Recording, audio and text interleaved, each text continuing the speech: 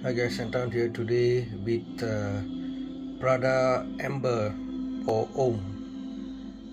Now this, if you see any kind of discussion about this perfume, one word will really come out or stand out. That's the word soap. Okay, I'll get it out of the way here. You'll see everybody talking about soap. I've heard enough of soap already. Okay, so I'll throw that word out. Okay, so you heard it already, soap. So that is one of the words used to describe this perfume, a bit of luxurious 5-star kind of a soap that you might just come out of the shower from. So there's always a positive and a clean feel to this medley of notes here. Okay, now this is definitely not a new product. This was launched in the year 2006. The nose is by Daniela Andrea, all right. And to get the note medley out of the way, so it opens at the top with mandarin orange, bergamot, cardamom, neroli, right? So I mean, bergamot, as we know, is such a common opener, and I think their studies show that people, really respond positively to it. That's why I see many fragrances almost never miss out on having bergamot as the opening.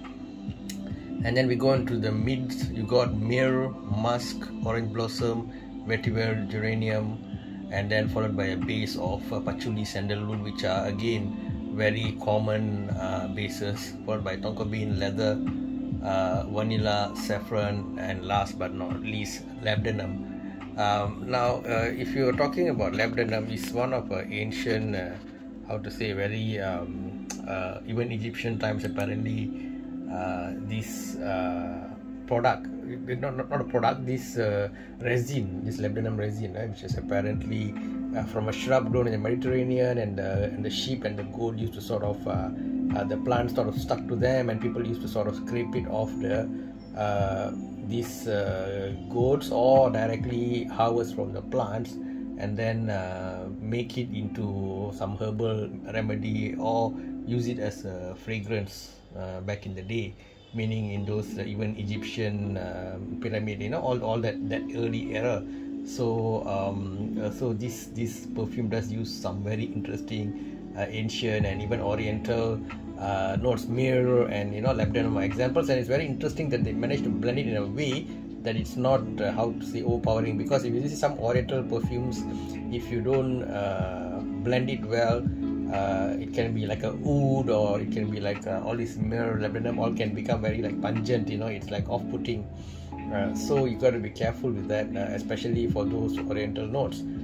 But blended in a very correct way, it can exude sophistication, and it has a great masculine energy, and that's how this became.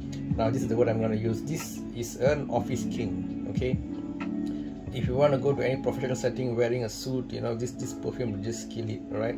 And even women like it to use it for formal occasions. So this will make a great office scent. Okay, I used to consider Boss Bottle or Boss Number 6 as a great office scent, but this I think still beats that, because this is even more smooth than that. Okay, Boss can sometimes have a stronger that cinnamon sweetness and that tobacco vibe to it. I don't think tobacco is listed as a note in Boss Bottle, but I do get the vibe. So yeah, that can be a bit more, a bit more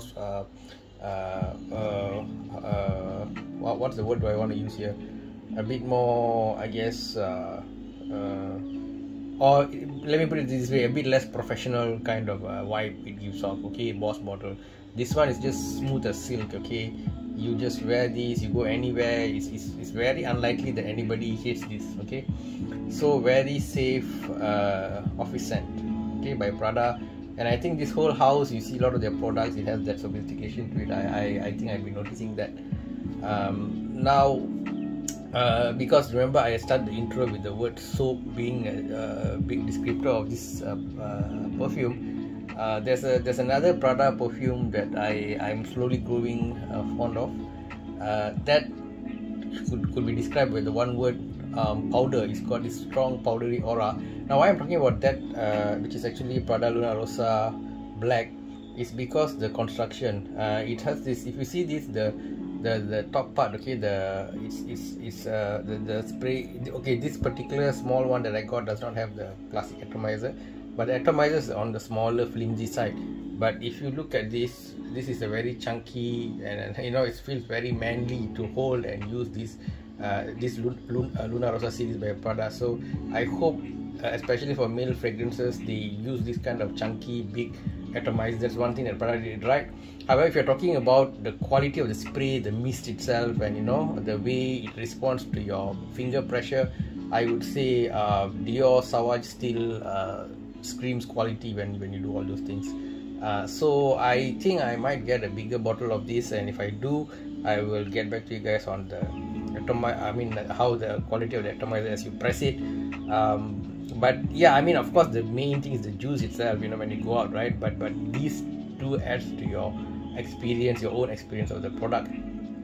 Some have sort of accused this Prada Amber of being too much like a laundry detergent kind of a thing, and it's not exciting for them. I don't think so. To me, there are others who are more hardcore laundry. For example, you see here this Bois Décidé by Karl Lagerfeld. This is more guilty of being a laundry kind of a feeling, but it's relatively cheap, so I think, you know, no harm if you like it. It's more sweet though. All right, so this Bois Décidé by Karl Lagerfeld, right? So yeah, back to our main star here. So the other thing about amber, interestingly enough, it's called amber, but generally what's inside here is labdanum, right? So because amber, actually there's some law and whatnot, because ambergris is what's the word for it, ambergris is from sperm whale, and then that scent has some limitation on how much can be used in all legal aspects. So labdanum can become a good substitute for that. And then if you're talking about amber, literally we're taking amber is one of those, you know, in fossils and all, you have that amber, right? So how much of the actual amber can be used in modern perfumery is also again question mark. So yep, what is my conclusion about this perfume? I think it's not, depending on the use, right? If you want to use it for night outs, partying, clubbing, then you can't give it much of a mark. It's not that versatile. But if you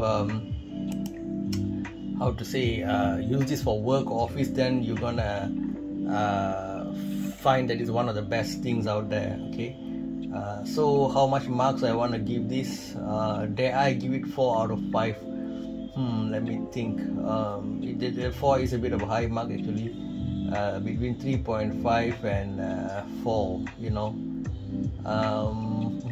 Let me think. Okay, it's okay, I'll give it 4 out of 5. I think if you're gonna use it for office, then yes, I personally think a 4 out of 5.